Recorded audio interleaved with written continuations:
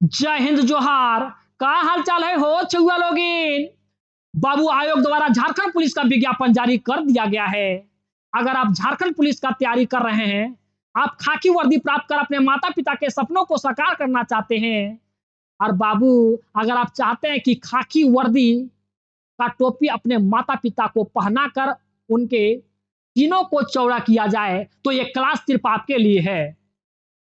क्योंकि the unique classes अब पूरी रणनीति बना चुका है कि किस प्रकार से आपको झारखंड पुलिस में सफलता दिलानी है। अब बेहतरीन ढंग से अब आपको तैयार हो जाना है। अब आप उठिए, क्योंकि अब आपके लिए एक सुनहरा मौका आ चुका है। अब आप सिर्फ मेहनत कीजिए और द यूनिक क्लासेस के साथ कदम से कदम मिला करके चलिए। निश्चित तौर पे आपको सफलता जरूर मिलेगी। और आपको पता है कि झारखंड पुलिस में 2 पेपर होंगे। दोनों पेपरवा में आपको हिंदी पेपर पढ़ना है, और हिंदी पेपर ही झारखंड पुलिस में अब आपको नौकरी दिला सकता है। क्योंकि हिंदी पेपर ही एक निर्णायक पेपर साबित होने वाला है। काहे कि पेपर 1 में भी हिंदी पेपर ही आपको पास करवाएगा, और पेपर 2 में भी आपको मेरिट बना करके देगा। तो अब तैयार हो जाइए, क्योंकि अब द यूनिक क्लासेस आपको एक सही और सटीक रणनीति के साथ तैयारी करवा रहा है। और अगर द यूनिक क्लासेस के साथ अगर आप जुड़ चुके हैं, इसका मतलब यह हुआ कि सफलता के करीब आप पहुंच चुके हैं। बाबू, यही ठैया झुलनी हैरानी हो रामा। आपके सिलेबस के अनुसार कृतिका भाग 2 एक किताब पढ़ना है। जो किताब में एक कहानी है, जिस कहानी का नाम है यही ठैया झुलनी हैरानी हो रामा। इसमें एगो प्रेम कथा के साथ साथ देश प्रेम को भी दिखाया गया है। प्रेम कथा के साथ साथ इसमें देश प्रेम को भी दिखाया गया है। प्रेम कथा बोल रहे हैं, इसका मतलब यह हुआ कि लड़का लड़की का मैटर होगा। मतलब एक प्रेमी और एगो प्रेमिका होगा। प्रेमिका का नाम है, यहाँ देख पा रहे होंगे बाबू, प्रेमिका का नाम है दुलारी और प्रेमी का नाम है टुन्नू। हालांकि वो अलग बात है कि टुन्नू का उम्र तनी कम रहता है दुलारी के तुलना में। दुलारी का उम्र तनी ज्यादा रहता है और टुन्नू का उम्र कम रहता है। अगर स्वभाव की बात करें तो दुलारी एगो नारियल के जैसन होती है, ऊपर से कठोर और मतलब अंदर से कोमल रहती है। लेकिन टुन्नू जो रहता है वो ऊपर से भी कोमल रहता है और अंदर से भी कोमल रहता है, एक अमरूद के जैसन रहता है। मतलब दुलारी नारियल रहती है तो टुन्नू अमरूद रहता है। ये कहानी को आप विस्तार ढंग से समझेंगे। ये कहानी का नाम है, देखिए हम आपको पहले ही बता दे रहे हैं। ये कहानी में एक प्रेम कथा है, और प्रेम कथा है तो प्रेमी और प्रेमिका के बीच का कहानी तो इसमें बताया ही गया है। एक ऐसा मंजर आता है कि प्रेमिका मतलब दुलारी के प्रेमी को मतलब टुन्नू को एक जगह पे अंग्रेजों द्वारा मार दिया जाता है। ये आपको याद भी रखना है कि आजादी के पहले की कहानी है, और जिसके लेखक हैं शिव प्रसाद मिश्र, और इसके लेखक हैं शिव प्रसाद मिश्र। इसका नाम है यही ठैया झुलनी। प्रेमी को जब मार दिया जाता है, प्रेमिका के प्रेमी को जब मार दिया जाता है अंग्रेजों के द्वारा। हालांकि हम आपको बताएं कि जो ये कहानी है वो अंग्रेज जमाना की कहानी है। हमारा देश उस समय आजाद नहीं हुआ था। जब उस समय विदेशी कपड़ों का बहिष्कार किया गया, उसी समय इनके प्रेमी को का हत्या कर दिया गया था। और वही जा करके ये जो दुलारी है, गायिका होती है, ये हम आपको आगे बताएंगे कि इसका प्रोफेशन जो होता है वो गायिका का होता है। ये गाती है जाकर के कि यही ठैया मतलब इसी जगह पर झुलनी, मतलब झुलनी यहाँ बाबू ये नथुनी होता है, और वो नथुनी सुहाग का प्रतीक होता है। तो वही कहती है जाकर के दुलारी कि यही ठैया मतलब इसी जगह पे, कौन जगह पे, जहां इसके प्रेमी को अंग्रेजों द्वारा मार दिया गया था। वहां बड़ा भरी कहानी, दर्द भरी वो गीत गाती है और कहती है कि इसी जगह पे मेरे झुलनी मतलब मेरे सुहाग को, झुलनी जो है नथनी ये देख ले नथिया नथुनी, ये नथुनी जो होता है सुहाग का प्रतीक होता है, वही यही खो गया है। कहाँ खो गया है? जहां उसके प्रेमी का हत्या कर दिया गया था। आइए हम पूरे डिटेल में इस कहानी को समझते हैं। बेहतरीन ढंग से आपको कहानी को समझना है। अगर हम आपको चीजों को पढ़ा रहे हैं, इसका मतलब ये हुआ कि कोशिश करेंगे कि 100% आपका हिंदी में मार्क्स आ जाए और यही पेपर क्योंकि आपको रिजल्ट दिलाएगा। चाहे आप झारखंड के किसी भी राज्य से हो, आप चीज़ों को बेहतर ढंग से समझेंगे अगर आप झारखंड पुलिस में अपना एक सीट प्राप्त करना चाहते हैं। दुलारी नामक एक लड़की रहती है, ये लड़की और एक टुन्नू जो रहता है, वो लड़का, ये कम उम्र का लड़का होता है। दुलारी जो होती है, वो टुन्नू के मुकाबले ज़्यादा उम्र की लड़की होती है। हालाँकि टुन्नू को इससे प्यार हो जाता है और प्यार तब होता है जब एक संगीत प्रतियोगिता होता है। एक संगीत प्रतियोगिता होता है, वहीं दुलारी जाती है खोजवा बाज़ार के तरफ से गाने के लिए। खोजवा बाज़ार के तरफ से खान गाने के लिए और वहीं जाता है टुन्नू बजरडीहा की ओर से गाने के लिए। बाबू जैसे 2 गोला होता है ना, तो अलग-अलग टीम अलग-अलग तरफ से आता है, ठीक उसी प्रकार से वैसा ही कोई कार्यक्रम था। एक तरफ से दुलारी आई थी, एक तरफ से टुन्नू आया था, दोनों में लगातार मुकाबला हुआ। वहीं इन लोग का पहला परिचय हुआ था, बस 6 महीना भी बीत गया। मुकाबला तो पहले वहीं हुआ था, 6 महीना भी फिर बीत गया और जब 6 महीना बीता, फिर होली का त्योहार आया। टुन्नू को तो पहले नजर में दुलारी पसंद आ गई थी। उम्र का फर्क जरूर था, लेकिन प्यार में कहाँ उम्र, कहाँ गोरा काला, कहाँ जाति पाति देखा जाता है। बाबू आप ये भी कह सकते हैं कि जो टुन्नू था वो 10वां का विद्यार्थी था, लेकिन एमए का किताब पढ़ने के लिए सोच रहा था। अब प्यार में ऐसा होता है। 6 महीना जब बीत गया, मिला कहाँ था, एगो सांस्कृतिक मतलब एगो संगीत का जो प्रतियोगिता हो रहा था, वहां लोग मिला था। एक तरफ से ये गा रही थी, एक तरफ से ये भी गा रहा था। ये तो बड़ा चर्चित गायिका उस समय थी, बड़ा बढ़िया सवाल जवाब करने वाला नहीं रहता अभी स्टेज पे, वैसे ही सवाल जवाब बढ़िया से कर लेती थी, बड़ा फेमस थी। और इस एक तरफ से अपना टुन्नू आया था। 6 महीना बीत गया, मुलाकात तो 6 महीना पहले हुई थी। 6 महीना जब बीत गया, तब आया होली का पर्व। अब टुन्नू को मौका मिला कि हम ऐसे तो ना मिल सके उससे, पहले नजर में तो हो गया था प्यार। जब ना मिले तो 6 महीना के बाद जब होलिया का पर्व आया, तब टुन्नू एक उपहार के रूप में स्पेशल गांधी आश्रम से बनी हुई खादी का धोती लेकर के दुलारी के पास चला जाता है। अब दुलारी जब जाती है, तो हम आपको पहले बताएं कि दुलारी एगो नारियल के जैसा लड़की है, बड़ी कठोर, लेकिन हाँ अंदर से है कोमल। जैसे देखती है दुलारी टुन्नू को, कहती है तुम क्यों यहाँ आए हो, क्यों आए हो, क्या आने की जरूरत थी, क्या तुम मेरे भाई हो, हैं तुम मेरे भाई हो, क्या तुम मेरे बेटे हो, तुम क्यों आए हो उपहार लेकर के। फिर टुन्नू क्या समझाता अपने दिल की बात को, कैसे ब्याह कर सकता था। शुरुआत में टुन्नू कहा कि कुछ नहीं, वो साल भर का पर्व था, इसलिए हम आपसे मिलने के लिए आए हैं। आप मेरा उपहार को स्वीकार कर लीजिए, क्योंकि एक पत्थर का मूर्ति भी अपने भक्त द्वारा दिए गए उपहार को स्वीकार कर लेती है। भला बुरा बड़ी सुनाती है दुलारी टुन्नू को।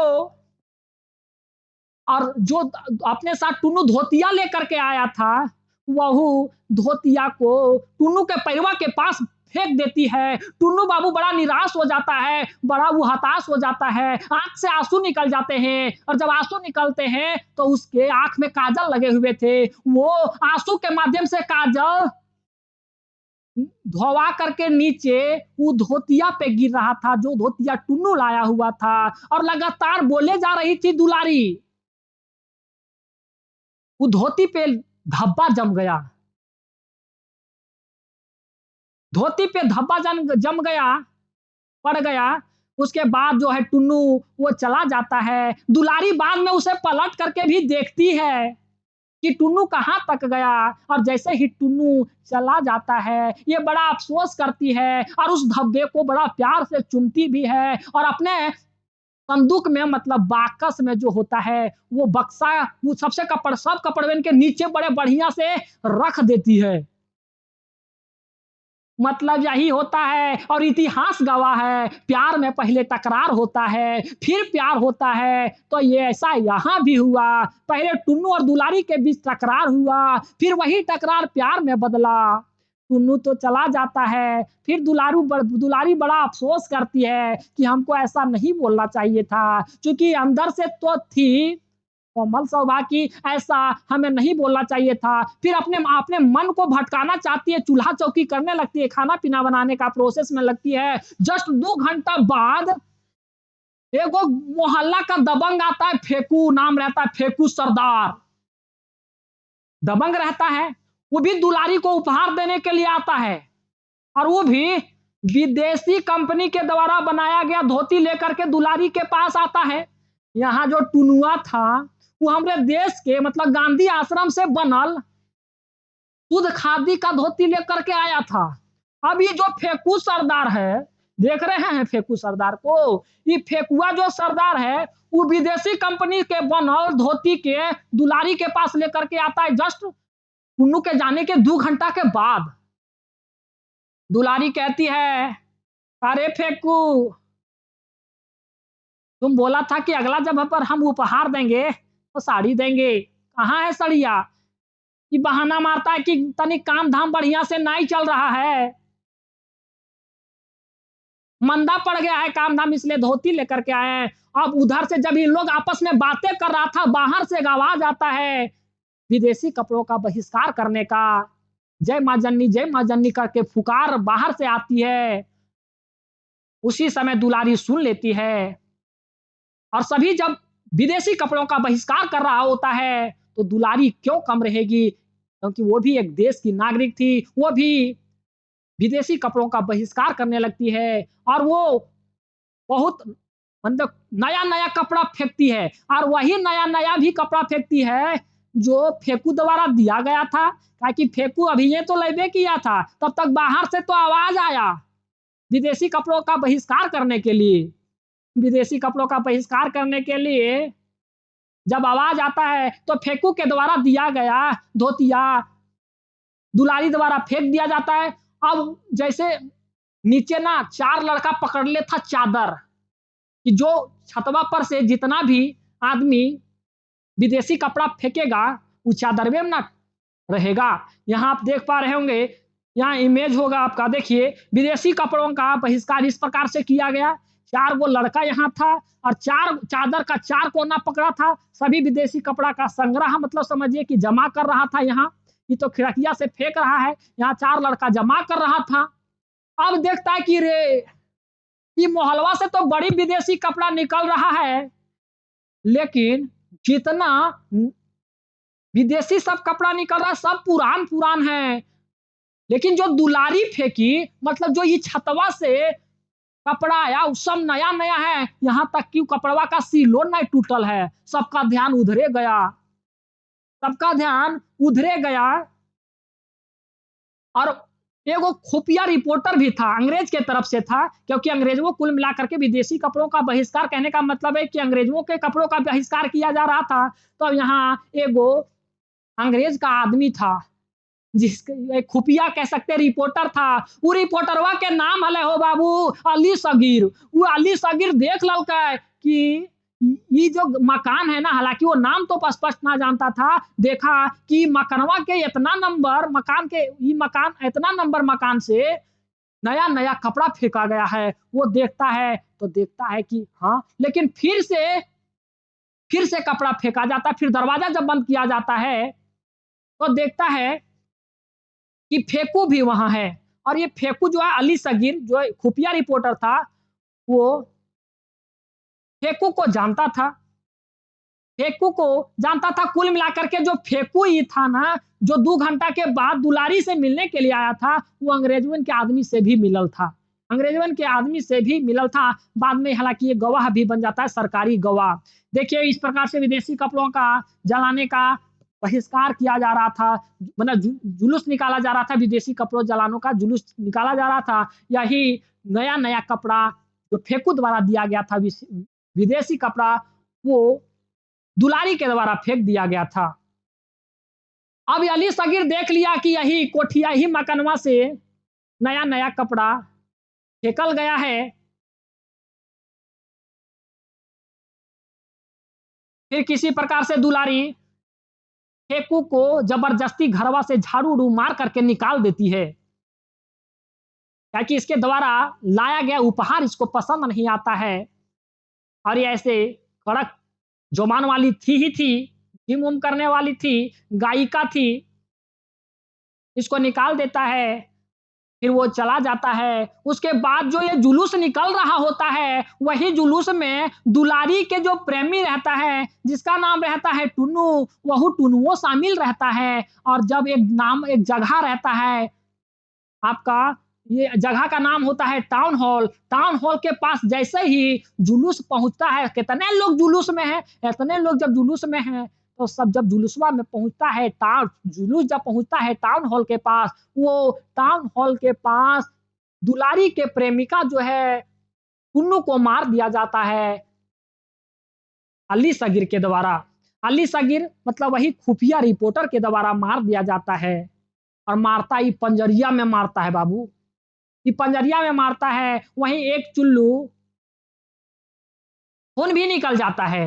एक चुल्लू जब खून निकल जाता है, ये चीज़वा देख लेता है, एगो 9 वर्ष का लड़का रहता है जिसका नाम रहता है झिंगूर, वही पड़ोसी का लड़का रहता है, वही टाउन हॉल के पास से आता है और दुलारी को कहता है कि उस जुलूस में टुन्नू भी शामिल था, जिसको अंग्रेज़ों द्वारा मार दिया गया है। बाबू इतना बतिया जब दुलारी सुनती है, कौनो प्रेमी की अगर हत्या हो जाए, तो प्रेमिका कैसे शांत बैठते हो? प्रेमिका कैसे शांत बैठते है? अगर टुन्नू के साथ अगर कोई संबंध ना दुलारी का होता, तो दुलारी भी हँस देती इस न्यूज़ को सुन कर के, लेकिन उसी के प्रेमी के साथ अगर ऐसा हो गया, तो भला वो अपने आप को कैसे रोक पाती? उसके आँख से आँसू आ गए, उसके साथ और भी महिला बैठी हुई थी, उसके आँख से आँसू आ गए और जब आँख से आँसू आ जाते, हालाँकि नॉर्मल सिचुएशन में उसकी आँख से आँसू कभी नहीं निकलते थे। देखिए यहाँ इस प्रकार से टुन्नू को मार दिया गया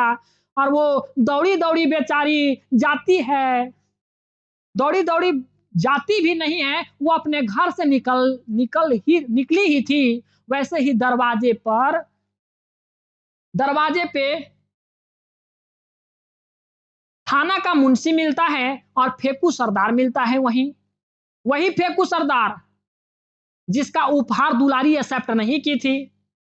वही फेकू सरदार मिलता है और कहता है कि आपको यमन सभा वाले लोग प्रोग्राम के लिए बुलाए हैं। ये कौन कहता है? ये फेकू सरदार कहता है। फेकू सरदार तो अंग्रेज़ों के आदमी से भी मिलल था ना और इधर इसका उपहारो स्वीकार ना हुआ था, तो गोसाल ऐसे था, जैसे वो गेटवा से निकलती है कि हम प्रेमिका से मिलने के लिए जा रहे हैं, हमारे प्रेमिका का मौत हो चुका है, तब तक ये गेटवे पे लोग रोक लेता है और कहता है कि अमन सभा वाले लोग प्रोग्राम कर रहे हैं, तो आपको वहाँ जाना होगा। अमन सभा के तहत, हालाँकि अंग्रेज़वन ही का वो प्रोग्राम था और वो वहाँ जा नहीं पाती है और इधर जो है वो टुन्नू को अंग्रेज के कुछ सिपाही ये कह कर के हॉल के पास से ले जाते हैं कि इसको हम अस्पताल लेकर के जा रहे हैं। अस्पताल लेकर के जा रहे हैं, लेकिन वास्तव में उन लोग अस्पताल लेकर के नहीं जाते हैं। उन्हें एक नदी में फेंक दिया जाता है। उन्हें नदी में फेंक दिया जाता है। देखिए, यहीं अंग्रेज सैनिकों ने टुन्नू को अस्पताल के बहाने वरुणा नामक नदी में फेंक देते हैं और इस प्रकार से वो प्रेमी का वहाँ मौत हो जाता है। लास्ट में जो अमन सभा द्वारा आयोजन किया गया था प्रोग्राम, वही प्रोग्राम में दुलारी जाती है। ना चाहते हुए भी उन्हें गाना पड़ता है। बाबू अंग्रेज़ों का शासन था, गाना पड़ता है और वही उस समय वो गाती है, यही ठैया झुलनी हैरानी हो रामा। मतलब इसी जगह पे यही ठैया मतलब इसी जगह पे, झुलनी मतलब मेरी जो नथुनी है, हैरानी हो रामा, हैरानी मतलब भूल गया। तो यही सारी चीज़ें थी और यही आपका आज शॉर्ट हम आपको ये पीपीटी के माध्यम से सारी चीज़ें हम आपको बता चुके हैं। अब अगर आप इस चीज़ को लाइन बाय लाइन पढ़ना चाहते हैं, ध्यान ये भी रहे कि अगर आप इस पीपीटी को प्राप्त करना चाहते हैं, तो टेलीग्राम चैनल पे आपको जॉइन हो जाना है। इस वीडियो के डिस्क्रिप्शन में टेलीग्राम चैनल का लिंक है, उस टेलीग्राम चैनल पे आपको जॉइन हो जाना है। साथ ही साथ ये कहानी को लाइन बाय लाइन तो हम आपको पढ़ाएँगे ही हो बाबू, लेकिन मेरा एक आपको इन्फॉर्मेशन ये भी देना है कि अगर आप चाहते हैं कि झारखंड पुलिस का पूरा कोर्स आप घर बैठे कर सकते हैं, बेहतरीन तरीके से अगर आप करना चाहते हैं, हम आपको बताएं कि अबर द यूनिक क्लासेस का भी ये जिद है कि आपको वर्दी पहना करके ही रहेगा, क्योंकि ये सिर्फ आपका रोजगार की बात नहीं, अब आपके माँ बाप के सपने का बात है। आप हमें भी यही उम्मीद है कि वही वर्दी वाला टोपी आप अपने माँ बाप के माथे पर पहनाएंगे और अपने माँ बाप के सीने को गर्व से चौड़ा करेंगे। तो ऐसे में पेपर 2 और पेपर 1 मेरे द्वारा ही तैयारी करवाई जा रही है, और पेपर 1 और पेपर 2 अगर मेरे द्वारा तैयारी करवाई जा रही है, इसका मतलब ये हुआ कि आप बेहतर ढंग से चीजों को पढ़ पाएंगे। अभी सिर्फ 999 रुपये में अधिक जानकारी के लिए आप कॉल कर सकते हैं 9771080302 पे, जहां वीडियो आपको दिए जाएंगे, आपको नोट्स भी दिए जाएंगे, आपको ऑब्जेक्टिव क्वेश्चन भी दिए जाएंगे, आपको वीडियो तो दिए ही जाएंगे, प्लस जो बुक पढ़ना है उसका आपको पीडीएफ दिया जाएगा। अधिक जानकारी के लिए आप दिए गए नंबर पे आप जरूर कॉल करेंगे, क्योंकि इस बार सिर्फ आपका सपना नहीं, मेरी मेहनत तब सार्थक मानी जाएगी जब आप अपने मुकाम को हासिल कर पाएंगे, तभी ये मेरी मेहनत सार्थक साबित होगी। अब आइए चीजों को लाइन बाय लाइन पढ़ लेंगे। इसका अगर यही सब फोटो अगर आपको चाहिए आगे वाला, तो आप टेलीग्राम चैनल पे इस वीडियो के डिस्क्रिप्शन में है, वहां से आप ज्वाइन कर जाएंगे। तो बता भाई वाह, ये इतना अगर आप चीजों को इतना दिमाग में बैठा लेते हैं, तो यकीन मान हो भाई वाह, कहीं से आपका कोई प्रश्न ना छूटेगा। हालांकि हम लोग लगे हैं तो लाइनों बाई लाइनों पढ़ लेंगे चीजों को। ये ही ठैया झुलनी हैरानी हो रामा, जो इसके लिखवैया हैं उसके बारे में हम बाद में बात कर लेंगे। इसके लेखक हैं शिव प्रसाद मिश्र रुद्र। शिव प्रसाद मिश्र रुद्र, बढ़कर दें क्या दिख रहा है, शिव प्रसाद रुद्र मिश्र। अब यहाँ कहते हैं कि महाराष्ट्रीय महिलाओं की तरह, महाराष्ट्र की महिला ना सड़िया को धोती जैसन पहनती है, सड़िया को धोती जैसन पहनती है, तो वही यहाँ कहता है महाराष्ट्रीय महिलाओं की तरह धोती लपेट, ये के ये दुलारी के बात है, इसलिए हम आपको ज्यादा पहले सारांश बता दिए कहानी का। ये जो है ना वो दुलारी है, हम आपको आप चीजें बेहतर ढंग से आपको समझ आएगी कि जो है वो तरह धोती लपेट कछ बांधे, मतलब थोड़ा सा धोती टाइप से वो पहनते हैं उन लोग। दुलारी दना दंड लगाती जा रही थी, मतलब थी हठा कठा। तब हम आपको बताया कि टुन्नू 10वां में पढ़ रहा था, 10वां का विद्यार्थी था, लेकिन एमए का किताब पढ़ने के लिए सोच रहा था। दुलारी दनादन दंड लगाती जा रही थी, लगातार दंड उठक बैठक कर रही थी, उसके शरीर से टप टप टपक टपक कर गिरी बूंदों से भूमि पर पसीने का पुतला बन गया था। अब बाबू, अब उसके शरीर से पसीना तो निकल रहा था, वही पसीनमा से समझिए कि उसी का पुतला बन चुका था। मतलब ऐसे अगर दंड मार रही होगी तो पूरा पसीनमा अगर जिस प्रकार से वो लेटी होगी, उसी प्रकार से पसीनमा वहां पूरा जमीन पे गिर गया होगा, पुतला बन गया। कसरत समाप्त करके उसने 4 खाने के अंगोछे से, 4 खाने के अंगोछे मतलब 4 खाना एक पर, जैसे खादी का कपड़ा होता है ना, वैसे एगो 4 खाना का भी कपड़ा होता है, उसी के अंगोछे मतलब आंचल से अपना बदन पोछा, अपना बदन को पोछती है।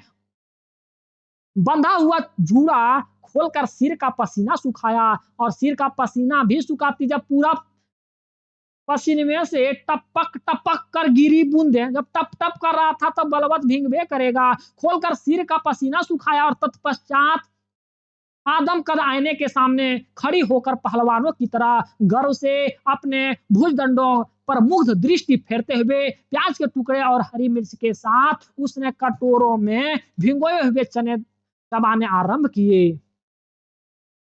मतलब ये जिम भी करती थी समझिए।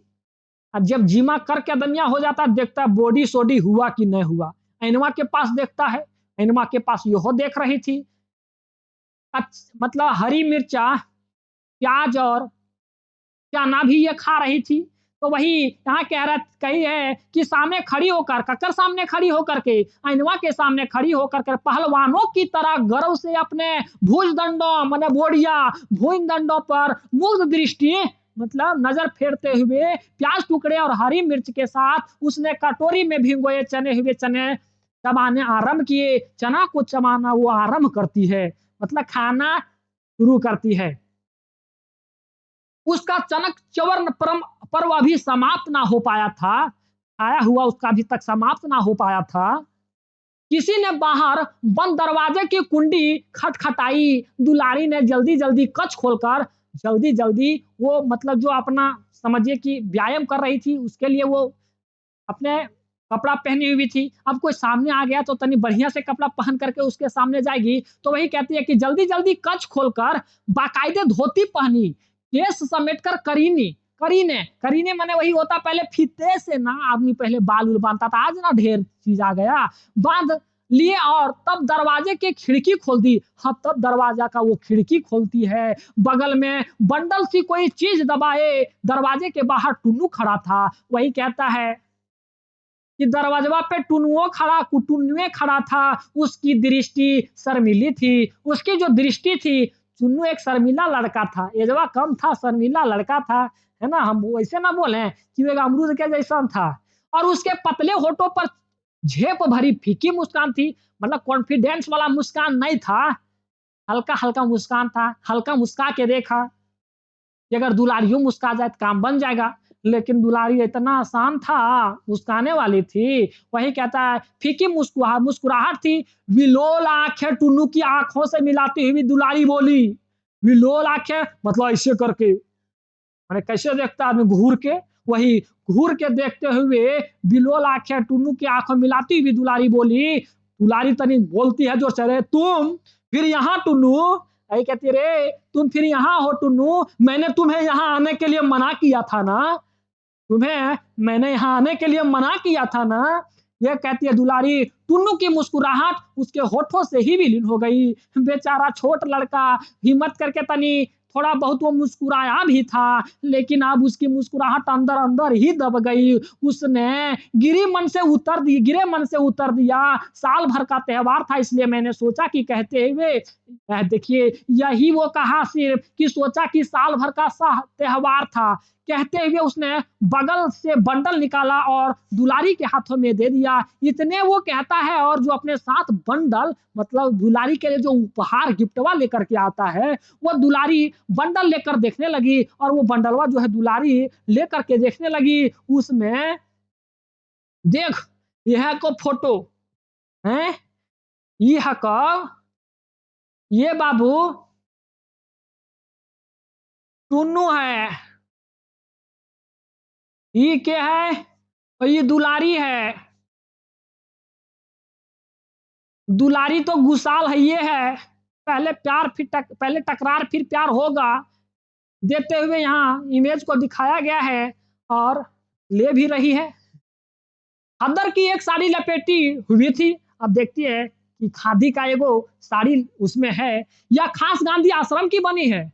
अब ये कहता है कि एगो पूरा के पूरा खास गांधी आश्रम से बना हुआ है, लेकिन इसे तुम मेरे फिर वही दुलारी कहती है कि रे ठीक है, लेकिन तुम ये मेरे पास क्यों लेकर के आए हो? दुलारी ने कड़े स्वर में पूछा। टुन्नू का सिर मदन और भी सूख गया। बेचारा कम उम्र का लड़का, ऐसे तो पहले हकलाल है ये था, हकलाल तो है ये था, वो और थोड़ा-सा डिमोटिवेट हो जाता है। उसका बाबू वो सब सूख जाता है, गला वगैरह सब सूख जाता है। उसने सूखे गले से कहा, "मैंने बताया ना।" वही कहता है सूखे गले से, ये पूरा नरम भाव में कहता है कि मैंने बताया ना कि होली का त्योहार था। वही कहता है कि मैंने बताया ना कि वो होली का त्योहार था। टुन्नू की बात काटते हुए अब इतने बतिया बोलने के लिए दी थी दुलारी। फिर दुलारी कहती है बात काटते हुए टुन्नू का कि दुलारी चिल्लाती है, "होली का त्योहार था तो तुम यहाँ क्यों आए?" अरे होली का त्योहार था तो तुम यहाँ क्यों आए? जलने के लिए? क्या तुम्हें कहीं और चीता नहीं मिली जो मेरे पास दौड़े चले आए? और तुम्हें कहीं चीता नहीं मिली जो मेरे पास तुम दौड़े चले आए? तुम मेरे मालिक हो या बेटे हो या भाई हो?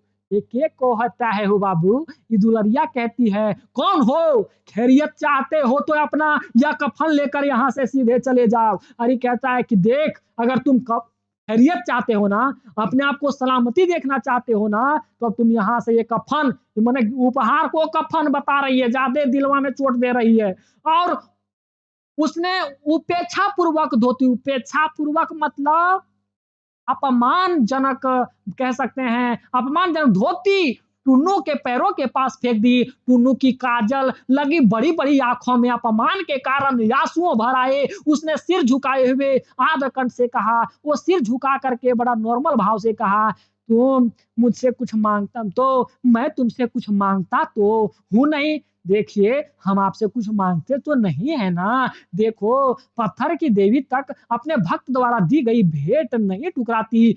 तुम तो हाड़ मांस की बनी हो। ये टुनवा कहता है कि देखिए, पत्थर का भी जो मूर्ति होता है ना, वो अपने भक्त द्वारा दिए गए उपहार मतलब वही भेंट को नहीं ठुकराती, उपहार को नहीं ठुकराती, लेकिन तुम हाड़ मांस की बनी हुई हो। तुम्हें तो इतना समझना चाहिए था।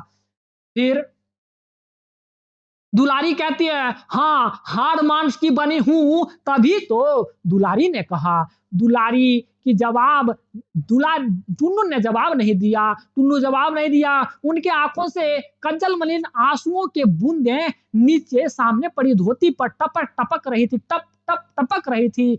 अब उसकी आँख से आँसू आ गया था और टपक रही थी आँसू। दुलारी कहती है, टुन्नू मैंने दुलारी मैंने जो समझ आया पूरा का पूरा वो भड़ासे निकाल दी। टुन्नू पाषाण मतलब होता है भाई बाबू पत्थर का प्रतिमा माने मूर्ति बनकर बना हुआ दुलारी का भाषण सुनता जा रहा था। दुलारी का भाषण सुनता जा रहा था।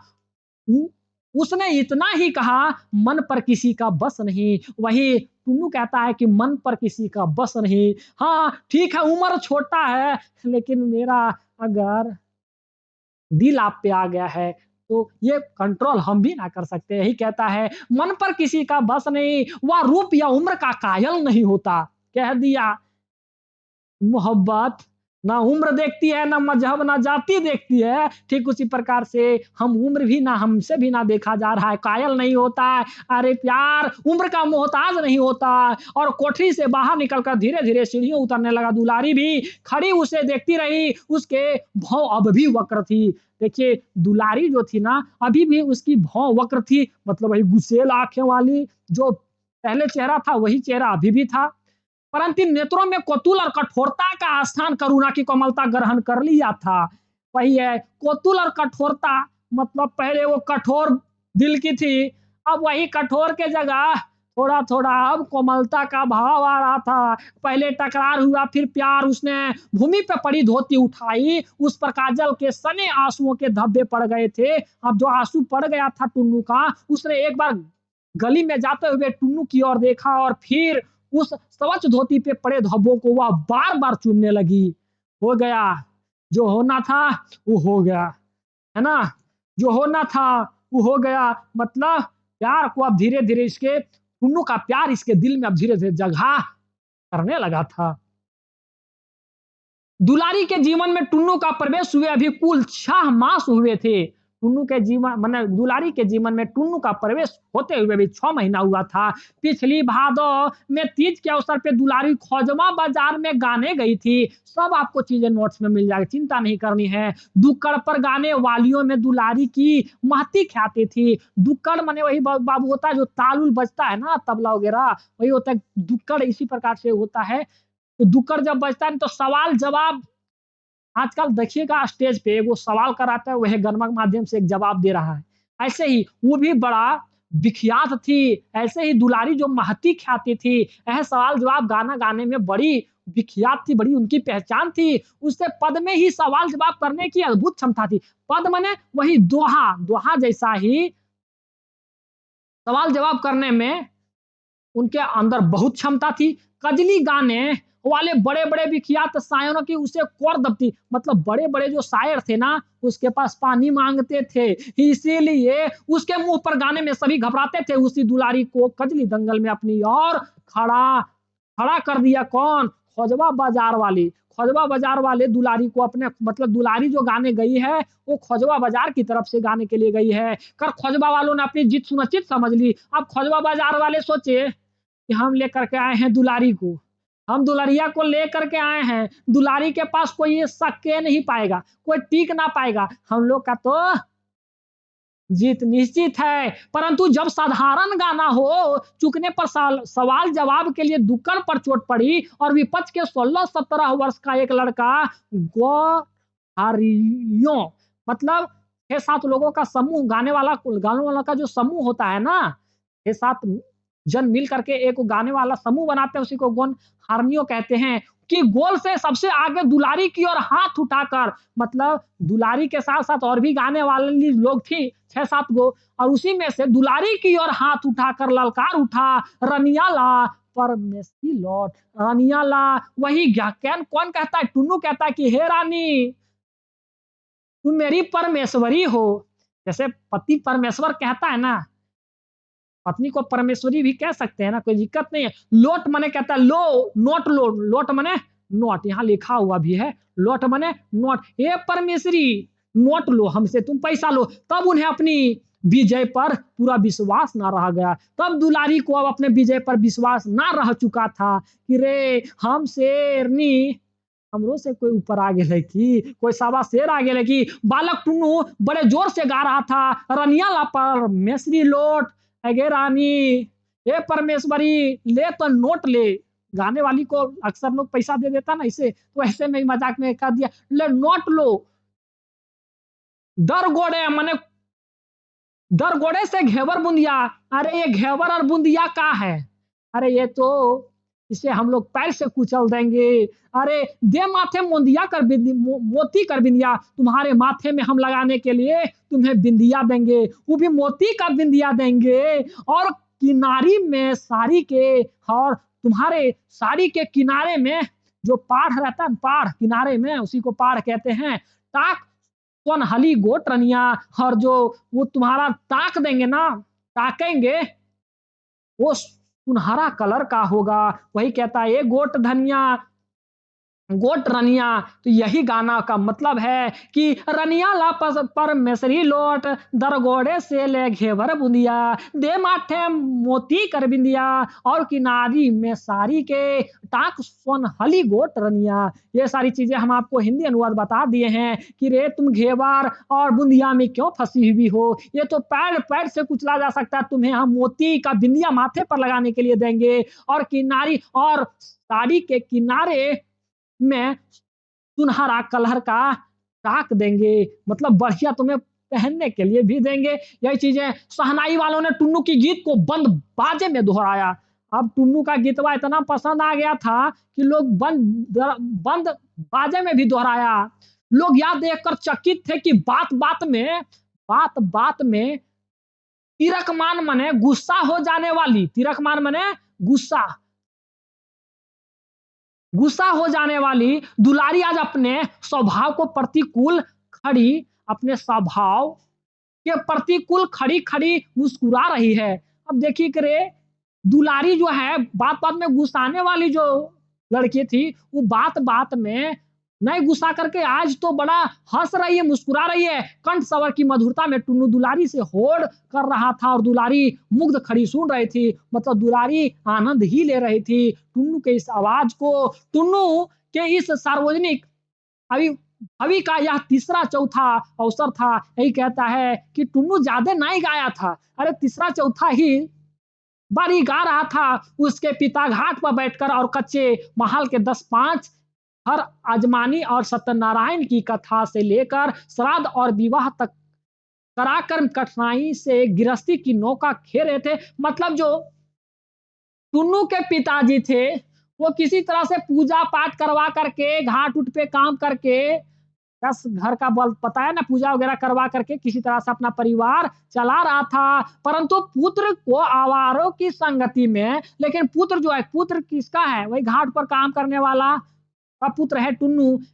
संगति में गलत आवारों की संगति में शायरी का चस्का लगा था, टुन्नू को चस्का लगा था गलत संगति में, आवारों की संगति में रह करके उसने भेरो हेला को अपना उस्ताद बनाया था, अपने भेरोहेला को अपना उस्ताद मान लिया था, टुन्नू मतलब अपना गुरुजी मान लिया था और शीघ्र ही सुंदर कजली रचना करने लगा था और बहुत जल्द उस चीज़ को वो पकड़ लिया था शायरी को और वो तुरंत कजली का भी रचना करने लगा था। या पदार्थात्मक प्रश्नोत्तरी में भी कुशल था और वो सवाल जवाब करने में भी कुशल था और अपनी इसी विशेषता के बल पर वह बजरडीहा वालों की ओर से बुलाया गया और जो खोजवा बाजार के तरफ से थी दुलारी, खोजवा बाजार और ये बजरडीहा की तरफ से था।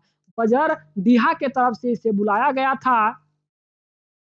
उसकी शायरी पर बजरडीहा वालों ने वाह वाह कर शोर मचाकर सिर पर आकाश उठा लिया। अरे अब इन लोगों को कॉन्फिडेंस आ चुका था बजरडीहा वालों को कि रे मेरे तरफ से भी आया है तो बढ़िया आदमी आया है, जीत तो हो जाएगा। खोजबा वालों का रंग उतर गया। अब खोजबा वालों रंग जो है ना उतर गया था कि रे ये कौन लड़कवा आ गया है जो दुलारी को चलने देगा कि नहीं देगा। दुलारी का गीत भी समाप्त हो गया और दुलारी का गीत भी अब समाप्त हो चुका था। पुनः दुक्कड़ पर चोट पड़ी और पुनः दुक्कड़ पे चोट पड़ी। शहनाई का मधुर स्वर गूंजा और शहनाई का जो मधुर है सो वो स्वर गूंजा। अब दुलारी की बारी आई। उसने अपनी दृष्टि मग्ध दिया बनाते हुए टुन्नू के दुबले पतले परंतु गोरे गोरे चेहरे को भर आंख देखा और उसके कंठ से छल छल करता स्वर का सूता फूट निकला।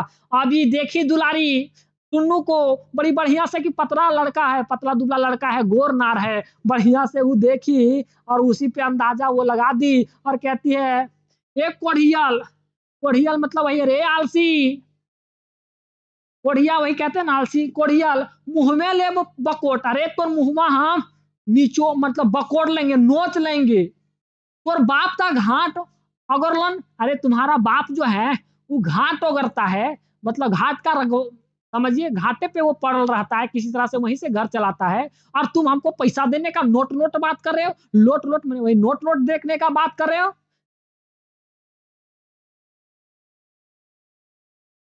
कोड़ी कोड़ी जोर बटोरलन, अरे थोड़ा थोड़ा पैसा करके, कोड़ी कोड़ी वही होता बाबू, थोड़ा थोड़ा पैसा करके जोर नार करके थोड़ा सा पैसा जमाना किया होगा। ते सरबलौता बोल जिंदगी में ते सरबलौबा बोल और तुम जो है बड़ी बड़ी बातें कर रहे हो अपने जिंदगी में। वही कहता बाबू सरबोला मने वही होता बड़ी बड़ी बातें कर रहे हो। कब देखने लौट, अरे तू कब देखा रे पैसा नोटवा का रे, कब देखा रे कोढ़ी आदमी, अरे तुम आलसी आदमी कब देखा तुम पैसा। अब बजरडीहा वालों के चेहरे हरे हो गए चले। अब बजरडीहा वालों का जो चेहरा था वो हरा हो चुका था। वे वाहवाही देते हुए सुनने लगे, दुलारी गा रही थी। अब वो वाहवाही मतलब अब जो बजरडीहा वालों को भी कॉन्फिडेंस आ गया था कि अब हम लोग जीतिए जाएंगे।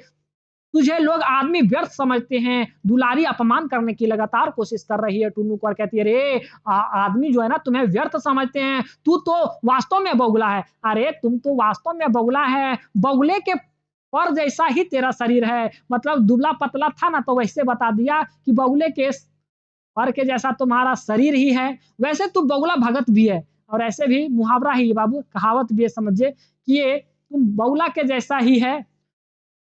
उसी की तरह तुझे भी हंस की चाल चलने का हौसला हुआ है और तुम्हें भी उसी की तरह तुम्हें भी हंस की चाल चलने का और तुम्हें भी हंस की चाल मतलब जिस प्रकार से बगुला हंस को देख करके चाल चलता है, ठीक उसी प्रकार से हम लोगों को देख करके ही तुम चाल चलना स्टार्ट किए हो, मतलब इस लाइन में स्टार्ट किए हो। परंतु कभी ना कभी तेरे गले में मछली का कांटा जरूर अटकेगा, लेकिन तुम कभी ना कभी इस लाइन में जरूर फंसोगे और उसी दिन तेरी कलई खुल जाएगी और वही तुम्हारी उस दिन भंडा पूरा का पूरा फूट जाएगा या तुम उसी तरह उस दिन पूरा फंस जाओगे। तुम्हारी चालाकी ज्यादा दिन नहीं चलेगी। आप फिर लड़कवा कहता है, इसके जवाब में टुन्नू ने गाया था जितना मन मारे गरियाव, अरे जितना मन हो उतना गरियाव ए दुलारी, आई आईने दिलक तपन बुझाओ। अब तुम अपनी दिल का जो तुम्हारी आग है ना तुम हमें गरिया करके ही तुम बुझा लो। अपने मनक बिथा सुनाए हम डांके की चोट रनिया, अरे तुम अपने मन का जो बिथा है ना वो पूरा का पूरा सुना लो। हम डंके के चोट, हम जो भी बोलते हैं वो डंके की चोट मतलब खुले आम बोलते हैं हो रानी। हम तुम्हें नोट देंगे, मतलब पूरा ये भी चिढ़ियाइए दिया।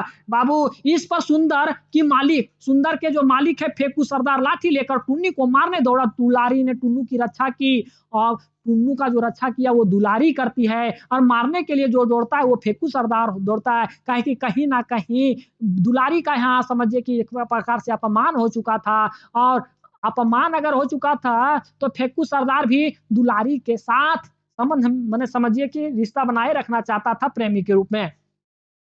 यही दोनों का प्रथम परिचय था, यही दोनों का पहला परिचय था। उस दिन लोगों के बहुत कहने पर भी दोनों में किसी ने गाना स्वीकार नहीं किया। मजलिस बदमजा हो गई। हम लाठी उठी निकल गया, ये गाना पसंद करेगा। वहां गाने के लिए गया था तो मार खाने के लिए, हैं गाने के लिए गया था कि मार खाने के लिए। थोड़ा और बड़ा कर देते आप लोग को देखने में दिक्कत ना हो।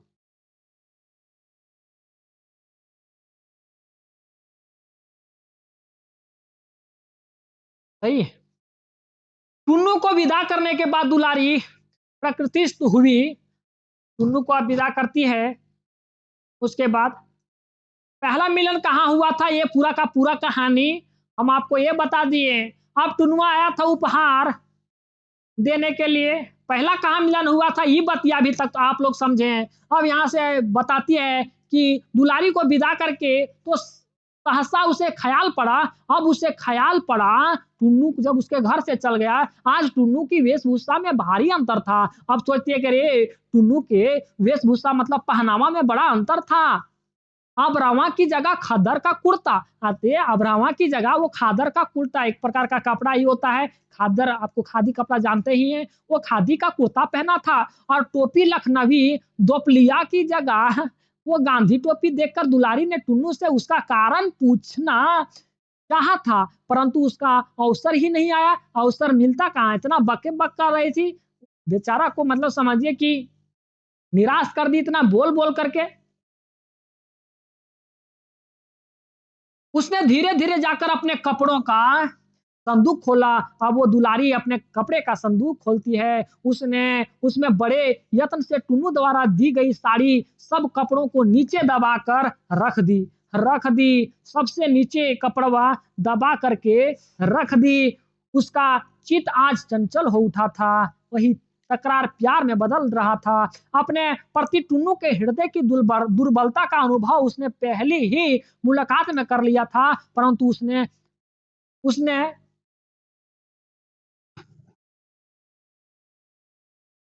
उसे भावना की एक लहर मात्र माना था। बोला ऐसे होगा, है ना। बीच में टुन्नू उसके पास कई बार आया, परंतु कोई विशेष उसके पास टुन्नू कई बार आता है लेकिन कोई विशेष बातचीत नहीं हुई। उसके उसे फिर कोई विशेष बातचीत नहीं हुई। कारण टुन्नू आता आधे घंटे दुलारी के सामने बैठा रहता, पूछने पर हृदय की कामना प्रकट ना करता, केवल अत्यंत मनोयोग से दुलारी की बातें सुनता और फिर धीरे से छाया की तरह घिसक जाता। बाबू यही बतिया है कि आता था दुलारी के पास, उस समय तक आते था दुलारी के पास टुन्नू, लेकिन वो अपना कोई बात नहीं बताता था, अपना दिल का कोई बात नहीं बता पाता था। बस दुलारी का लेक्चर सुन करके वो चला जाता था। यौवन की व्यस्ता चल पर खड़ी, मतलब कुल मिलाकर के जो है दुलारी पूरी तरह से जवान हो चुकी थी। दुलारी टुन्नू के इस उन्माद पर मन ही मन हंसती थी। वही हंसती थी कि हमारे इतना उम्र जवान हो गए हैं, लड़कवा छोटका का करे, मैंने समझ छोटका जो है वो यहाँ क्यों आता है। अपने आप में बड़ी मजाक के रूप में हंसती थी, परंतु आज उसे बाबू कृष्णकाय और कच्ची उम्र के पांडु मुख बालक टुन्नू पर करुणा हो आई। अब वो बड़ी उनपे दया भी आता है टुन्नू पे, किनको दुलारी को। अब दुलारी को यह समझने में देर ना लगी कि उसके शरीर के प्रति टुन्नू के मन में कोई लोभ नहीं। अब इसको समझ आया कि रे जो टुन्नुआ है ना हमारे शरीर से प्यार ना करता है, लोभ नहीं है, वह जिस वस्तु पर आसक्त है उसका संबंध शरीर से नहीं आत्मा से है। अरे जो टुनुआ जिसके लिए हमारे पास आता है ना उसका संबंध मेरे शरीर से नहीं आत्मा से है। उसने आज यह भी अनुभव किया कि आज तक उसने टुन्नू के प्रति जितनी उपेक्षा दिखाई, अब वो आज दुलारी वो भी अनुभव करती है कि जितना हम टुनुआ को उपेक्षा मतलब अपमानित किए वह सब कृत्रिम थी। अरे वो तो सब दिखावा था कि टुन्नू कहाँ तक सह पाता है। सच तो यह है कि सच तो यह है कि हृदय की एक निर्भीत कोने में टुन्नू का आसन दृढ़ता से स्थापित है। अरे सच यही है कि टुन्नू के लिए मेरे दिल में जगह है। फिर भी वह तथ्य स्वीकार करने के लिए प्रस्तुत नहीं थी या सत्यता का सामना नहीं करना चाहती थी। लेकिन वो सत्यता का सामना वो नहीं करना चाहती थी। वह घबरा उठी, विचार की उलझन से बचने लगी। उसने चूल्हा जलाया और रसोई की व्यवस्था में जुट पड़ी। त्यों ही धोतिया का एक बंडल लिए फेकू सरदार ने उसकी कोठरी, अब देखिए फेकू सरदार का यहाँ आगमन होता है। जैसे वो सोचती है, आप सोचती है चलियो खाना हुना बना उना लेते हैं, तभी फेकू सरदार जो है ना उसकी कोठरी में प्रवेश किया। दुलारी ने धोतिया का बंडल देख उधर से दृष्टि फेर ली। अब इसको ऐसे भी ये जबरदस्ती आ रहा था, समझिए ही ये जबरदस्ती एंट्री मार रहा था। नजर फेंक ली, उपहार बिना देखे हुए फेकू ने बंडल उसके पैरों के पास रख दिया और कहा, देखो तो कैसी बढ़िया धोतियां हैं। वही कहता है फेकू कि देख दुलारी कितनी बढ़िया बढ़िया धोतियां हैं। बंडल पर ठोकर जमाते हुए दुलारी कहती है, बंडल पर ठोकर थोड़ा धकेलते हुए दुलारी कहती है, तुमसे तो होली पर साड़ी देने का वादा किया था ना, तुमने तो होली पर साड़ी देने का वादा किया था, वह वादा तीज पर पूरा कर दूंगा। अब कहता हूं फेकुआ, फेकुआ फेकू है, पहले फेंक दिया होगा लंबा लंबा, दे ना पाया और कहता है कि वो तो मैं तीज पे पूरा कर दूंगा, आजकल रोजगार का मंदा पड़ गया है। फेकू ने समझाते हुए कहा। दुलारी फेकू को उत्तर देना ही चाहती थी कि चलाने के लिए विदेशी वस्त्रों का संग्रह करता हुआ देश के दीवानों का दल, देश के दीवानों मतलब देश से प्रेम करने वालों लोग जो हैं वो भैरवनाथ की संकरी गली में घुसा और भारत जननी तेरी जय, भारत जननी तेरी जय हो गीत की ध्वनि से उभय पार्श्व में खड़ी इमारतों की प्रत्येक कोठरी गूंज गई। देखिए दुलारी जो है ना वो फेकू सरदार को उत्तर देना ही चाह रही थी, तब तक दुलारी के कान में आवाज पहुंचता है कि बाहर से विदेशी कपड़ों का बहिष्कार किया जा रहा है और उसी का आवाज आ रहा है। और वो बहिष्कार जो है वो देश प्रेमियों द्वारा किया जा रहा है। मतलब हम भी देश में हैं तो हम भी अपना देश से प्रेम करते हैं, इसमें मेरे पास जो भी विदेशी कपड़ा है, जो भी विदेशी कपड़ा है उसको हम बहिष्कार करके इस मुहिम में योगदान दे सकते हैं। एक बड़ी सी चादर फैलाकर 4 व्यक्तियों ने उसके चारों कोनों को मजबूती से पकड़ रखा था। उसी पर खिड़कियों से धोती, साड़ी, कमीज, कुर्ता, टोपी आदि की वर्षा हो रही थी। अब उसी पे पूरे की पूरी वर्षा हो ये रही थी, मतलब सब फेंकिए रहा था। सहसा दुलारी ने भी अपनी खिड़की खोली और मैनचेस्टर तथा लंकाशायर के मिलों की बनी बारीक सूत की मखमली किनारे वाली नई कोरी धोतियां का बंडल नीचे फैली चादर पर फेंक दिया। अब जो नया नया जो भी दुलारी के पास विदेशी कंपनियों का जो कपड़ा था वो फेंक देती है। चादर संभालने वाले चारों व्यक्तियों की आंखें एक साथ खिड़की की ओर उठ गई। कारण अब तक जितने वस्त्रों का संग्रह हुआ था वे अधिकांश फटे पुराने थे, परंतु यह जो नया बंडल गिरा उसकी धोतियां की तह तक मतलब सील तक ना खुली थी। अब तक जितना भी कपड़ा आया था उस मुहिम में जो भी विदेशी कपड़ों का बहिष्कार करने का मुहिम चलाया जा रहा था, जितना भी कपड़ा अभी तक जमा हुआ था फटा पुराना कपड़ा था। लेकिन दुलारी जो कपड़ा दी ना वो कपड़वा पूरा नए था, सीलों तक ना टूटल था। यही कहता है तह तक ना खुली थी मतलब सील भी ना टूटा था। चारों व्यक्तियों के साथ जुलूस में शामिल सभी लोगों की आंख बंडल फेंकने वाली की तलाश खिड़की में करने लगी। अब सब कोई देखने लगा करे इतना नौका कपड़वा के फेंकल के, सबकी आंख जो है वही खिड़किया जो खिड़किया से आया था ये कपड़वा वही खिड़किया की ओर देखने लगा। तो यही खिड़की पुनः धड़ाके से बंद हो गई। फिर तुरंत वो खिड़कियां बंद हो जाती है। जुलूस आगे बढ़ गया, लेकिन जुलूसवा आगे बढ़ गया। जुलूस में सबसे पीछे जाने वाली खुफिया पुलिस के रिपोर्टर अली सगीर ने भी यह दृश्य देखा। अपने फराटी मूछों पर हाथ फेरते हुए सजग नेत्रों से मकान का नंबर दिमाग में नोट कर लिया। वही है बाबू वो जना खुफिया पुलिस अपना रिपोर्टर जो था पुलिस का खुफिया रिपोर्टर, वो देख लिया कि नौका का पड़वा जो है ढेर अपमान के कर रहा है विदेशियन का। जो नौके का पड़वा फेंक दिया। वो अपना मकान नंबर अपने दिमाग में नोट कर लिया। इतने में ही ऊपर खिड़की का एक पल्ला फिर खुला और तुरंत ही पुनः धड़ाके से बंद भी हो गया और तुरंत वो बंद भी हो गया। परंतु इसी बीच अली सगीर देख लिया कि किवाड़ दुलारी ने खोला था और एक पुरुष ने झटके से उसका हाथ किवाड़ के पल्ले पर से हटा दिया और दूसरे हाथ से पल्ला बंद कर दिया। देखिए, अली सगीर जो है ना, वो देख लिया फिर से जब दरवाजा दो बार दरवाजा खुला कि देखा कि महिला तो खोल रही है, लेकिन एक पुरुष जो है ना, उस पल्ले को खिड़किया को तुरंत लगा दे रहा है। और वो जो पुरुष था ना, वही था फेकू सरदार। और फेकू सरदार इधरों मिलल था और उधरों था। धड़ाके से बंद हो गया। परंतु इसी बीच अली सगीर ने देख लिया कि किवाड़ दुलारी ने खोला था और यह पुरुष ने झटके से उसका हाथ किवाड़ के पल्ले पर से हटा दिया और दूसरे हाथ से पल्ला बंद कर दिया।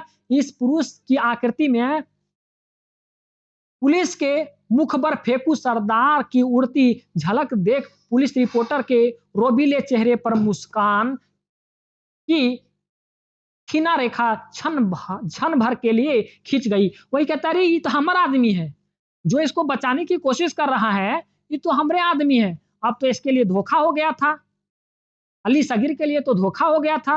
अब इसके रोबीला मतलब पुलिस का क्या रहता है, कट रहता है, थोड़ा सा रोब में रहता है। चेहरे पर मुस्कान की क्षीण रेखा क्षण भर के लिए खिंच गई थी, मतलब इसका हंसी उड़ गया था। उसने तनिक हटकर चबूतरे पर बैठे बेनी तमोली के सामने एक दुअन्नी फेंक दी। अब वही चबूतरा पे ना एक दुअन्नी पैसा जो होता है ना, वो फेंक दिया।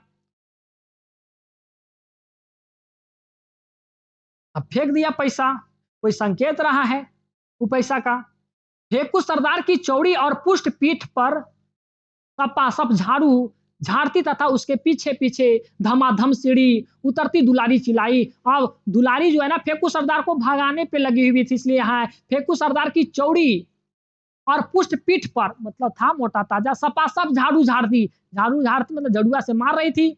उसके पीछे पीछे धमाधम सीढ़ी उतरती दुलारी चिल्लाती है, निकल निकल अब मेरी देहरी डांग का मतलब मेरी दीवार पे मेरी मत आना। देहरी डांग का मतलब ये होता है कि आप मेरे द्वार पे अपना चेहरा मत दिखाना, तुम मत आना, है ना। तो दांत से तेरी नाक काट लूंगी अगर तुम मेरा वापस मेरे द्वार पे आते हो ना। अपने दांत से हम तुम्हारा नाको काट लेंगे।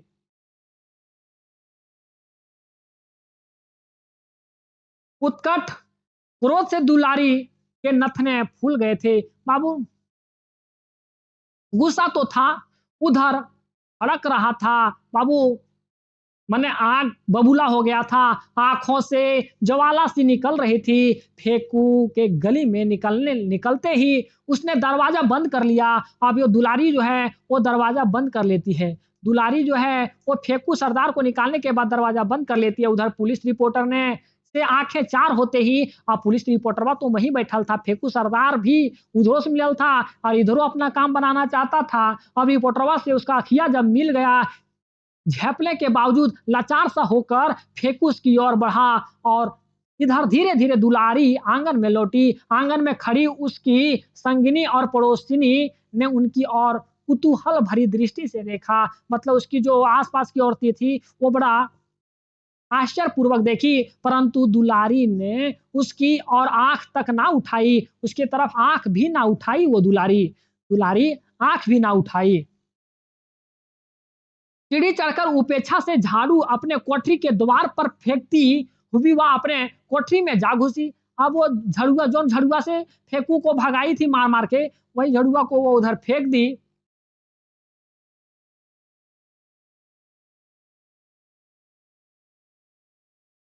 फेंकती हुई वह अपने कोठरी में जा घुसी। चूल्हे पर बटोले ही में दाल चूर रही थी। बाबू एक होता है बर्तन, बटलोही मतलब वही होता कूटने वाला जो होता है, बटलोही में कूट रही थी दाल। उसने पैर कि एक ठोकर से बटलो ही उलट दी, वो बटलो ही उलट दी, गुस्सा से सारी दाल चूल्हे में जा गिरी। अब सारी दाल जो है वो चूल्हे में जा गिरी, आग बूझ गया, आगियो समाप्त हो गया, परंतु दुलारी के दिल की आग अभी भी भट्टी की तरह जल रही थी। लेकिन दुलारी के अंदर की जो आग थी अभी भी भट्टी की तरह ही जल रही थी।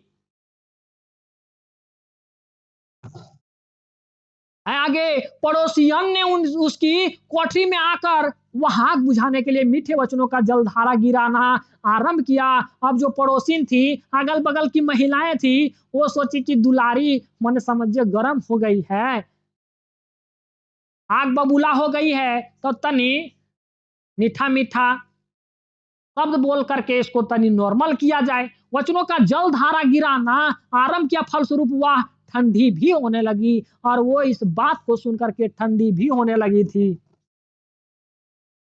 दुलारी बोली, दुलारी बोलती है, तुम ही लोग बताओ कभी टुन्नू को यहाँ आते देखा है? झूठ बोल दी, आता तो था, भले देखा ना हो।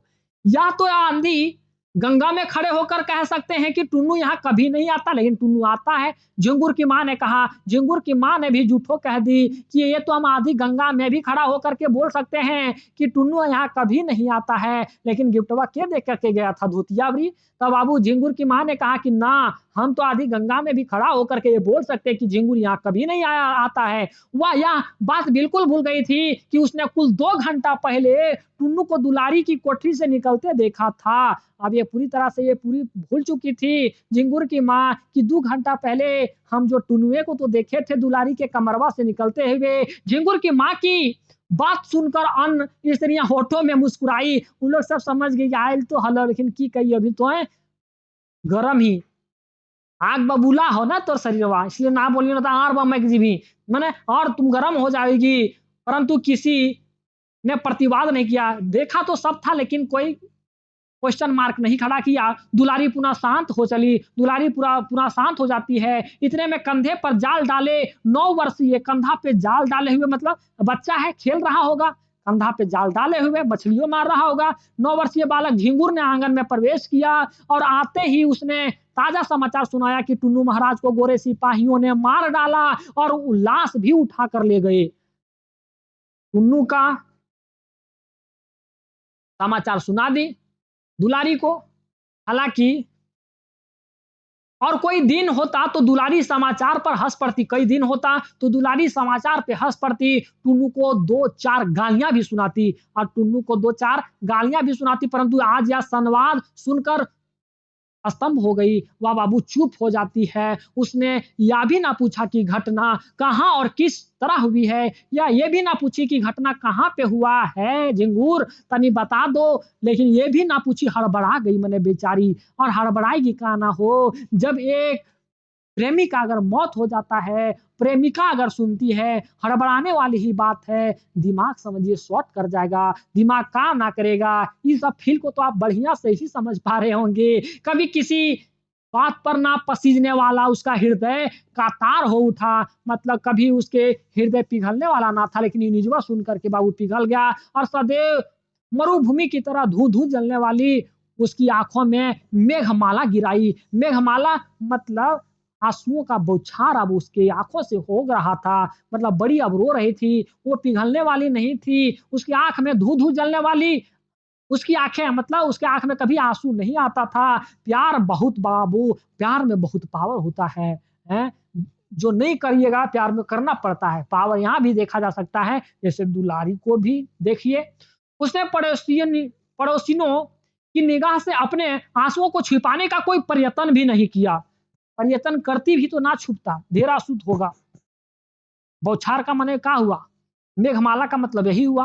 पड़ोसिनी भी प्रकृसा दुलारी की हृदय की यह कोमलता देखकर दंग हो गई। उसने दुलारी के इस आचरण को बार विनीता सुलभ अभिनय मात्र समझा, है ना। वो सिर्फ वो भी उनको उनको भी विश्वास ना हो रहा था, पड़ोसियों को लग रहा था अभिनय कर रही है, मैंने है ना। इस प्रकार से वह सुलभ अभिनय मात्र समझा। बीटों ने दिल लगी भी कही, दिल लगी भी की, मुझे लुका छिपी फुटी आंख नहीं सुहाती।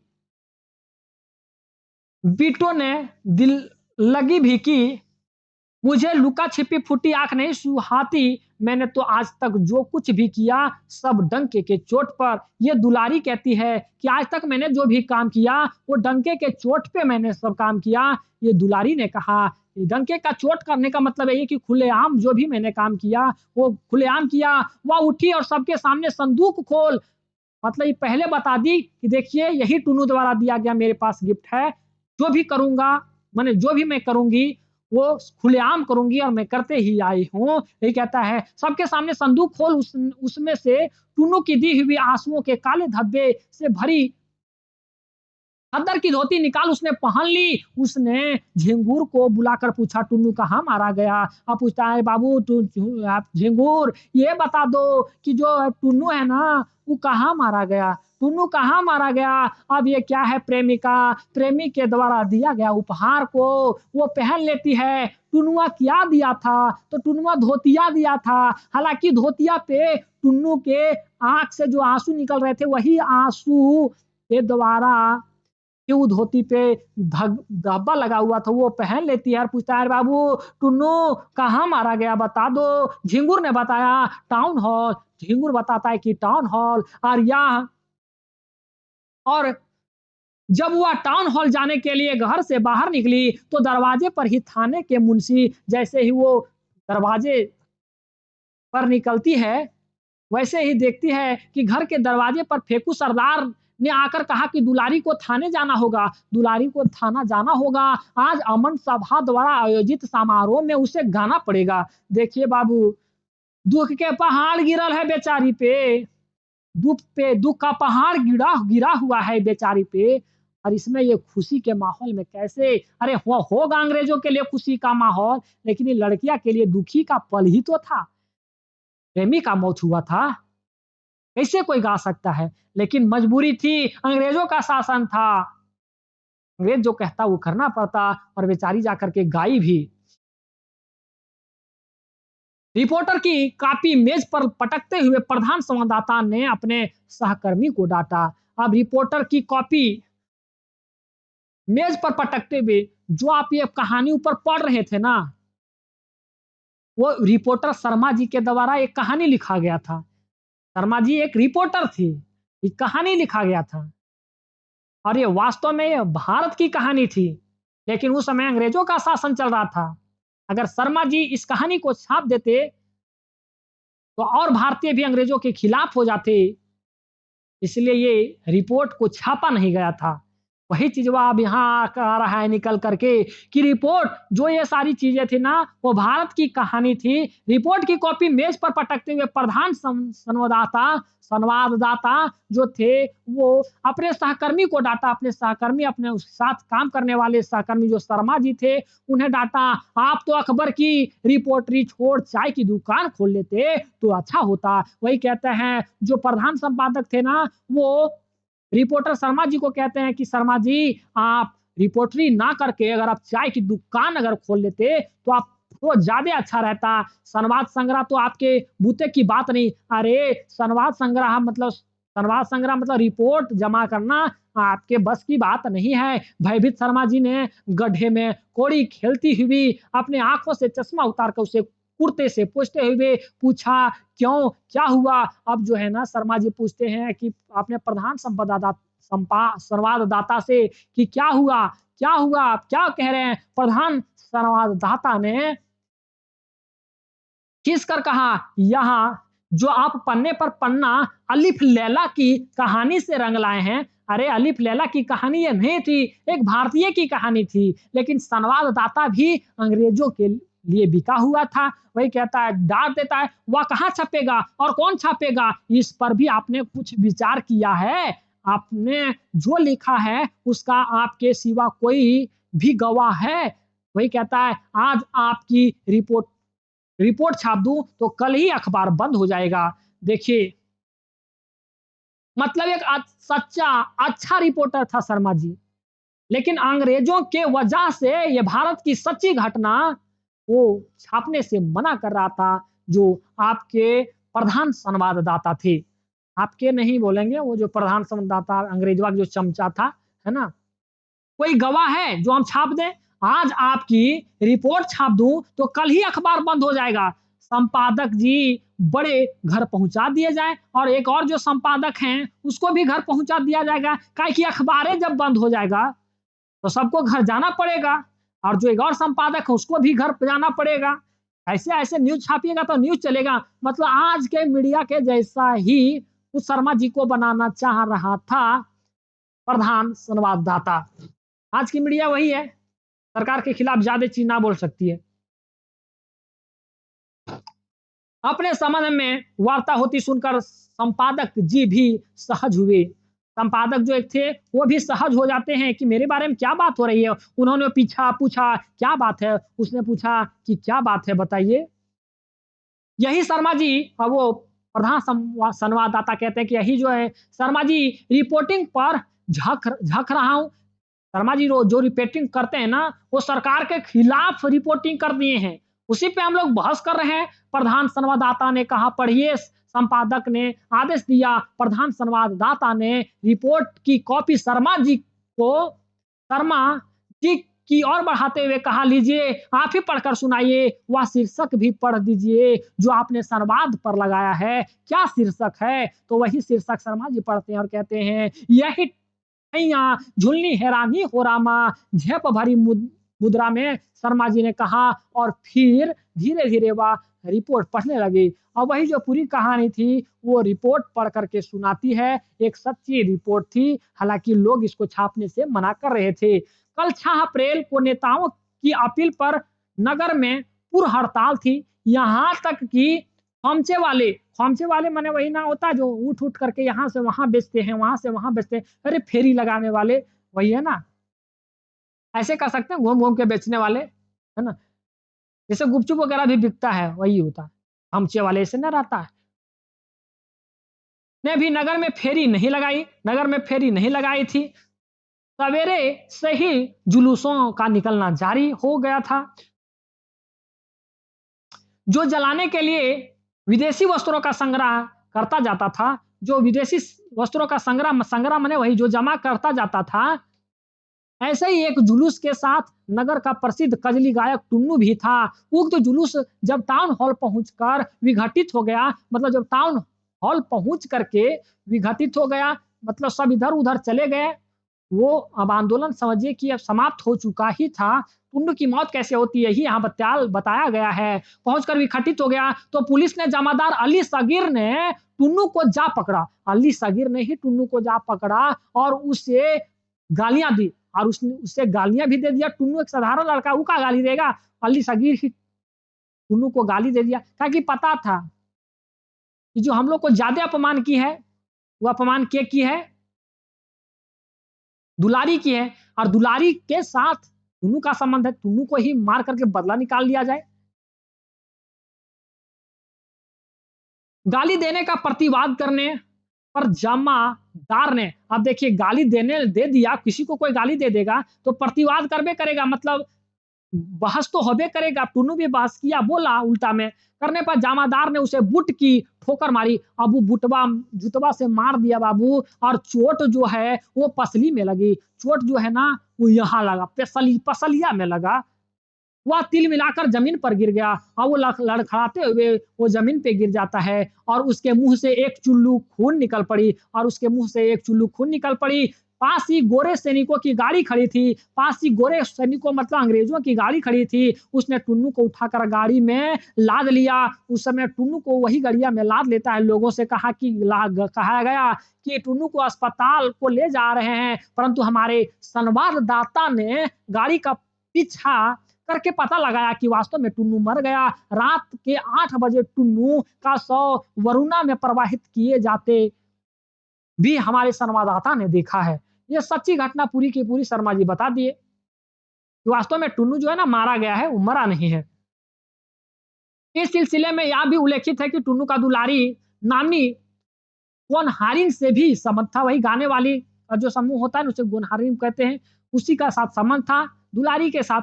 कल शाम अमन सभा द्वारा टाउन हॉल में आयोजित समारोह में भी, जिसमें जनता का एक भी प्रतिनिधि उपस्थित नहीं था, जनता का एक भी प्रतिनिधि उपस्थित नहीं था, जो अमन सभा द्वारा योजना का आयोजन किया गया था। जिसमें जनता का एक भी प्रतिनिधि उपस्थित नहीं था। दुलारी को नचाया गवाया गया। उससे भी शायद टुन्नू की मृत्यु का संवाद मिल चुका था। ये कहता है कौन? शर्मा जी, है ना? कि मिल चुका था, उसके प्रेमी की हत्या हुई है, वो सारे संदेश प्रेमिका अर्थात दुलारी को मिल चुका था। वह बहुत उदास थी और उसने खद्दर की एक साधारण धोती मात्र पहन रखी थी। वह एक मात्र जो है ना, खद्दर की धोती पहन रखी थी और वो खद्दर के धोतिया कौन देले था? तो खद्दर की धोतिया जो देले था, वो देले था टुन्नू कर प्रेमी।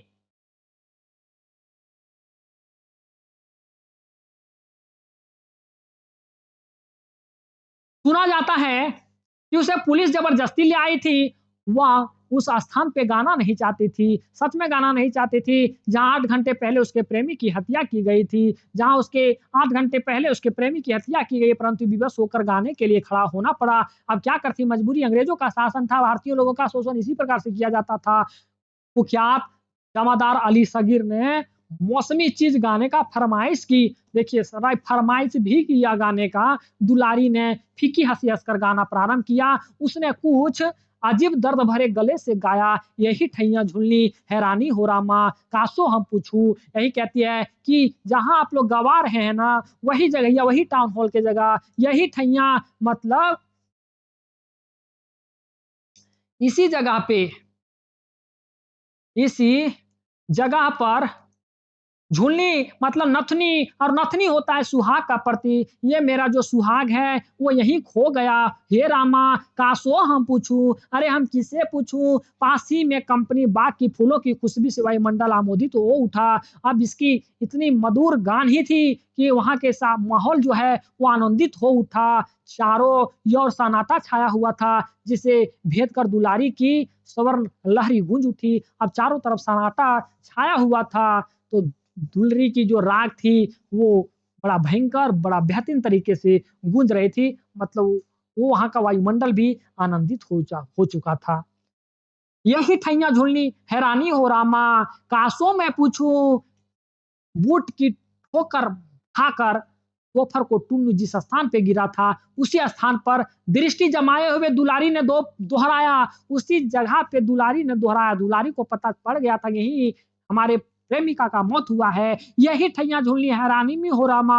और फिर चारों ओर उद्भ्रांत दृष्टि घुमाते हुए उसने गाया, कासों मैं पूछूं, इधर उधर देखते हुए कि कहीं मेरा प्रेमी का दर्शन हो जाए। बाबू एक प्रेमी और प्रेमिका के बीच का क्या ही अब ये दुर्दशा रही हुई होगी, आप इसे बेहतरीन ढंग से समझ सकते हैं। कहती है कासों मैं पूछूं, उसके अधर प्रांत पर अस्मित की एक सीना रेखा से खींची, मतलब उसकी एक आद सी ऐसे एक आद आई, उसने गीत का दूसरा चरण गाया। सास से पूछूं ना नदिया से पूछूं, देवरा से पूछत ला जानी हो रामा, केकरा से पूछूं देवरा से पूछत, कहते कहते वह बिजली की तरह एकदम घूमी और जमादार अली सगीर की ओर देख उसने लजाने का अभिनय किया। लजाने का वो नाटक करती है कक्कर तरह बाबू, सगीर अली की तरह। सगीर अली तरफ भी ऐसे करना भी जरूरी था, क्या कि इन्हीं लोग का शासन चल रहा था, दूसरों का आदमी को मार देगा। इसकी आंखें से आंसू की बूंदें छहर उठी। अब उसके आंख से आंसू के धारा निकल पड़े थे। या यूँ कहिए कि वे अब आप ये भी कह सकते हैं कि आँख की जो आँसू निकली, आप ये इस प्रकार से भी कह सकते हैं कि पानी के कुछ बूँदें भी जो वरुणा में टुन्नू के लाश फेंकने से, देखिए जब लाश फेंका गया होगा तो कुछ पानी छलका होगा। जैसे आप ढेलवे फेंकते हैं, ढेला पत्थर फेंकते हैं तो कुछ पानी छलकता है ना, तालाबे में फेंकते हैं तो फिर पानी छलकता है। तो वैसे में वो भी कह रहा है कि यही समझिए कि दुलारी के आँख से आँसू नहीं, जो टुन्नू का लाश फेंका गया था नदी में, वो नदी में लाश जो फेंका गया था, वो पानी जो छलका था, वही पानी दुलारी की आँख से निकल रहा है। वही कहता है छिलकी और अब दुलारी की आँखों से प्रकट हुई। अब वही पनिया दुलारी की आँखों से प्रकट हुई। वैसा रूप पहले कभी ना दिखाई पड़ा था। आँधी में भी नहीं, ऐसा रूप ही वो, ऐसा माहौल वो क्रिएट कर दी थी कि ऐसा कभी उनका रूप वहाँ दिखाई नहीं पड़ा था। समुद्र में भी नहीं, आँधी में भी नहीं, मृत्यु के गंभीर आविर्भाव में भी नहीं, आविर्भावी में भी नहीं, सत्य है परंतु छप नहीं सकता। वही कहता है जो संवाददाता है, संवाददाता वो कहते हैं कि सच है ये कहानी लेकिन वो छप नहीं सकती। संपादक ने कहा ये बतिया संपादक कहते हैं, आप कीजिएगा, ये बतिया संपादक कहते हैं। ये बतिया तो ठीक है, सच है सारी कहानी शर्मा जी, लेकिन ये कहानियाँ आपकी छप ना सकती है। अब सारी चीज़ों को